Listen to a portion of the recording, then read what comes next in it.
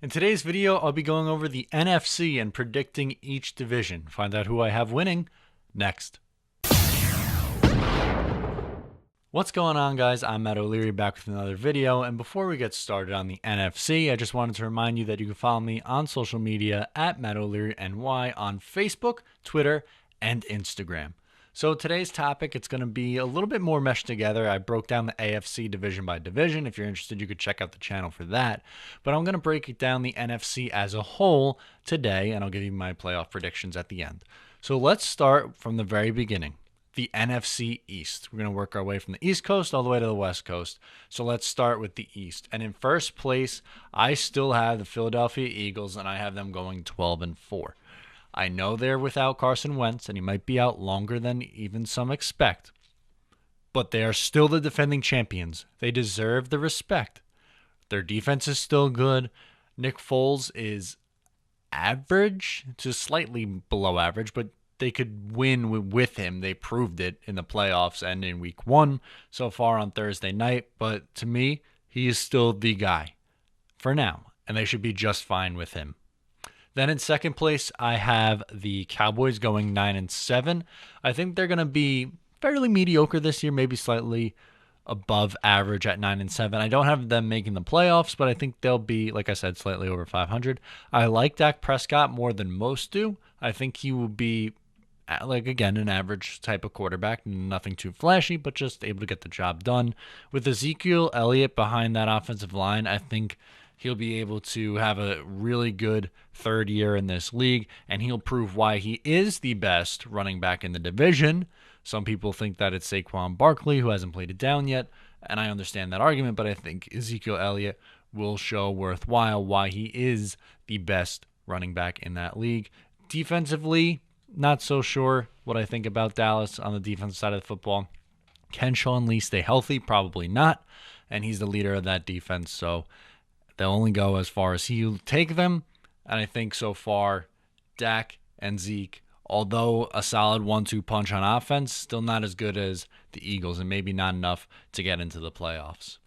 In third place, I have the New York Giants coming in at 7-9. I think the Giants will be better than last year at 3-13. I just don't like them enough to be where they're a competitor right now. I don't think they are. I think they completely missed the boat in not drafting a quarterback second overall. Their offense will be better, but the right side of the offensive line is extremely scary. Omame and Flowers is one of the worst guard and tackle combinations on the right side in the entire league. Defensively, I'm not sure about their pass rush. Olivier Vernon is already out for Sunday. If he is out and out for any significant portion of time, their defense is going to struggle getting after the quarterback, which is so key in this league. Secondary is pretty good, but defensive line, linebackers lack a little bit of depth, and I think that's going to end up hurting them. And then in last place, I have the Washington Redskins. I have them coming in at 5-11.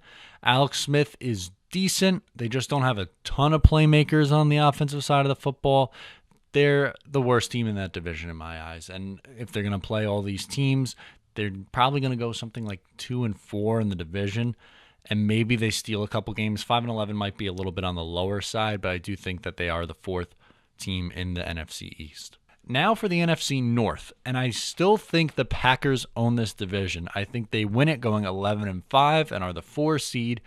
Yeah, they still have Aaron Rodgers, and he's probably the best quarterback in the league right now. No more Jordy Nelson. Their defense is still questionable at best. But when you have Aaron Rodgers coming back for vengeance, you're going to be a good football team. I still have Green Bay winning this division. In second place, I have Minnesota coming in at 11-5 as well. I just think that Green Bay gets the tiebreaker. I have them being the 5th seed. So Kirk Cousins does lead his team to the playoffs. Still a quality defense. I just don't think that they are on that same level as Green Bay.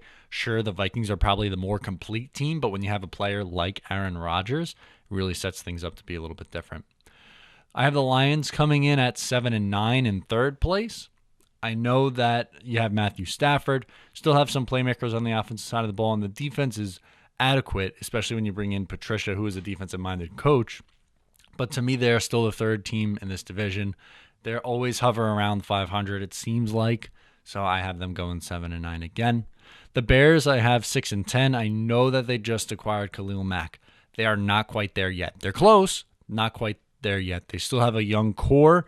Mitchell Trubisky, I think, is going to continue to grow, and he's not going to be all there. It's not going to be like Jared Goff and Carson Wentz in year 2. I think he's going to struggle a little bit this year at times. And again, I know they improved on both sides of the football, just not quite there yet. Maybe in 2019, the Bears are pushing for a playoff spot. Then on to the NFC South. Let's talk about the Saints.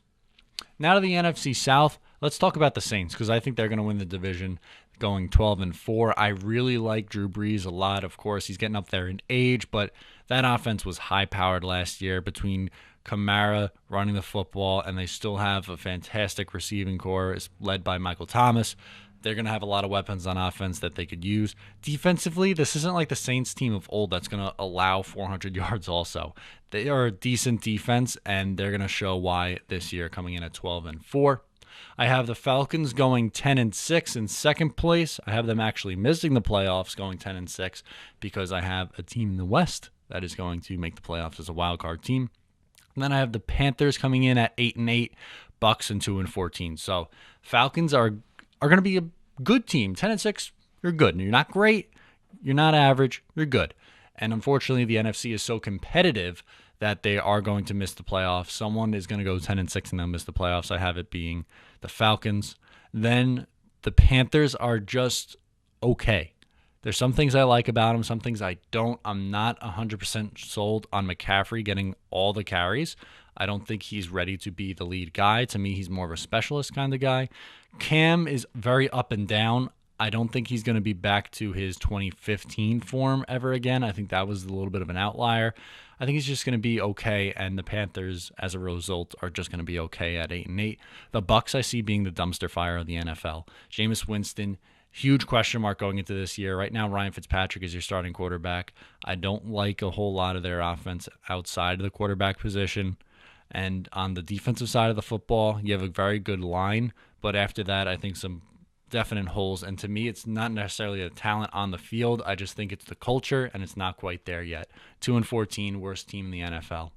Then on to the NFC West. I have the Rams taking this division as the 3 seed, going 11-5. I think they're going to be good. I'm not going to put them at like 13-3 or 14-2 good. I think they tamper down expectations a little bit, maybe don't reach that ultimate hype of being like a 13-3 team, but are a very good team coming in at 11-5. Goff is a good quarterback. I like what I saw in year 2 from him. Todd Gurley is one of the premier running backs in this league, probably a top 3 running back, and he's a real weapon in the passing game and rushing game as well. Definitely added some wide receiver depth. They are a Super Bowl contender, and we'll see what we get out of them this year. Then in second, I have the 49ers going 10-6 as the 6th seed. I think Jimmy G is the real deal. I think he's really good. I think he's able to lead them to a playoff spot. They might not go very far after that, but I think they lead the playoffs. They have enough on offense to get by. Defensively, I think they'll be just fine, and I really like what they're doing out there in San Francisco. Then in third place, I have the Seahawks coming in at 6-10. I think their run is over. A lot of change on both sides of the football. I think they're going to need a little bit of a rebuild here. Russell Wilson is still a fantastic quarterback and is the piece you're going to want to build around. But outside of that, they don't have a whole lot of talent. 6-10 for the Seahawks. And the Cardinals coming in at 3-13. They have a little bit of a mess at the quarterback position. Sure, there's Sam Bradford, but he's going to get hurt. Then after that, you probably have Rosen and Glennon. I would put Rosen in after. I would like to see him this year. And Larry Fitzgerald, he's probably going to get over 1,000 yards this year receiving. Can he continue to do it at an advanced age? That becomes the biggest question. Not quite there yet. They're going to take a little bit of a step back in Arizona. And there you have it. Those are my division picks for the NFC. Thank you. Make sure to subscribe if you enjoyed the video. You could also follow me on social media at Matt O'Leary NY, and we'll talk to you next time.